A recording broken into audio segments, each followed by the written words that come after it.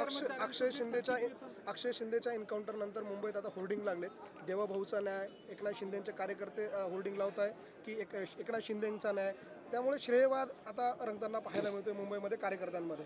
नाही, मला वाटतं याच्यामध्ये काही श्रेय घ्यायचं काही कोणाचं असं कारण नाही, कारण त्यांनी जी चूक केली, त्यांनी पोलिसांवर फायरिंग केली, त्यामुळे त्याच्यावर प्रति फायरिंग त्याला करावी लागली आणि त्याच्यामध्ये हा शिंदे मृत्युमुखी पडलेला आहे।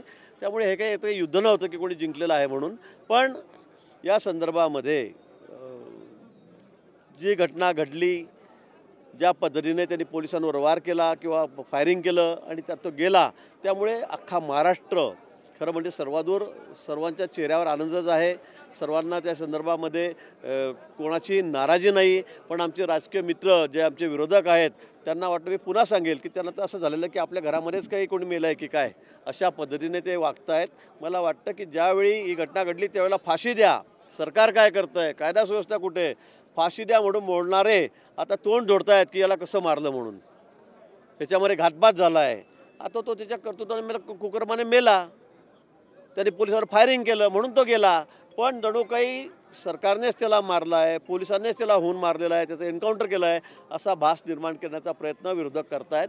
मला वाटतं की ते त्यांनी करू नये, त्यामुळे मला असं वाटतं की त्यांच्या पाठीमागे कोणी राहणार नाही आणि मला असं वाटतं की ते गेले असतील त्याच्या घरी भेटायला, सांत्वन करायचं त्याच्या घरी, मला असंही वाटतं खरं म्हणजे। उद्धव ठाकरे यांनी काल अमित शहाचा जो दौरा झाला नागपूरवर त्याच्यावर गंभीर टीका केली आहे। काही बाजार बोलगे इथे आले होते, आम्हाला संपवण्याची भाषा करून गेले, अशी जरी टीका उद्धव ठाकरेंनी केली आहे। मला वाटतं आता त्यांनी पण आपली स्वतःची पात्रता, आपण कोणावर बोलतोय, मला वाटतं ते जरा एकदा ओळखलं पाहिजे। नाही तर मला बोलायचं नाही या विषयावर, पण मी असं बोलत नाही कधी, पण आमच्या नेत्यांवर बाजार भोंगे कुठे काही मग कुठले तरी नाव देऊन, कुठेतरी मुस्लिम बंडखोराचं नाव देऊन ते त्या ठिकाणी बोलतात, पूर्व इतिहासाचे दाखले देऊन। मला वाटतं उद्धवजी एक सुसंस्कृत नेते आहेत, म्हणजे होते असं मी म्हणेल, कारण आजकाल ते जे बोलत आहेत फार लेवल सोडून बोलत आहेत, जे बोलायला नको ते बोलत आहेत आणि म्हणून मला वाटतं कालचं स्टेटमेंट त्यांचं असंच आहे। आता निवडणुका आहेत, तुमचा पक्ष कसा, मी परत सांगेल की तुमचा डबक्यासारखा आहे, तुम्ही डबक्यातले आहोत, आमचा समुद्र आहे, आम्ही अख्ख्या देशामध्ये आहोत। तुमचे 7 खासदार आहेत, आमचे 240 खासदार आहेत, आम्ही 302 मागच्या वेळेला होतो, पण आम्ही नुसतं आमच्या केंद्रातून नेते आले की हे का आले, हे का घाबरले, यांच्या पायाखालची वाळू घसरली असं समजण्याचं कारण नाही।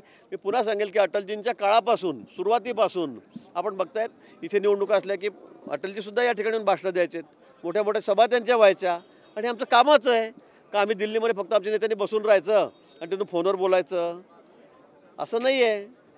तुम्ही कोरोनाच्या काळामध्ये जसे घरात बसून राहिलात तसं आमचं काम नाही, आम्ही फील्डवरचे कार्यकर्ते आहोत आणि म्हणून आमचे पंतप्रधान असतील, मोदीजी असतील, का अमितभाई असतील, का नड्डाजी असतील, हे फील्डवरच येणार आहेत, पण यांच्या पोटामध्ये का दुखायला लागलं एवढं, ते इथे आले म्हणून आम्हाला संबोधन करायला, हे मला कळत नाही।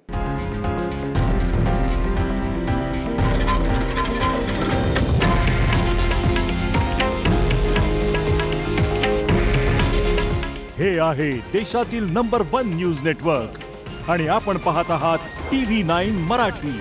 काळजी तुमची, हित महाराष्ट्राचं।